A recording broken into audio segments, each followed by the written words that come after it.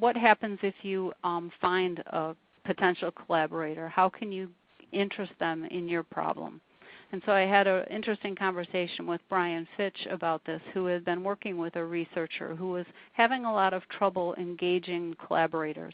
He was having a lot of success in identifying people that he wanted to work with, but when it came time to actually seal the deal and get them to work with him, he was having trouble.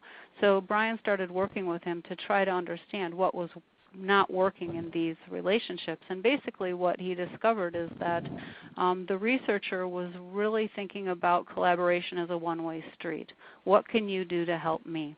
And so once they were able to get the researcher to step back and think about it as being a much more dynamic activity, that it really requires a two-way thinking, that the researcher was much more able to engage people in working with him once they discovered that there were benefits for both sides.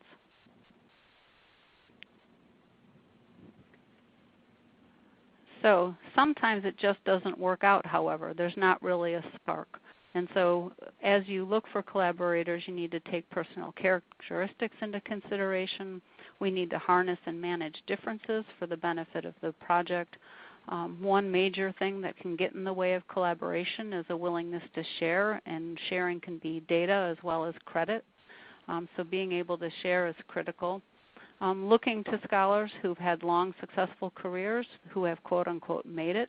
Oftentimes these folks are much more willing to share. Women can be great collaborators. Sometimes you just need to be brave in moving on, and if you haven't been able to identify an expert within a closer network, you might need to make some cold calls. But these can really pay off big, so it can be worth the risk. And then you can look for matchmaking approaches, both in-house and online.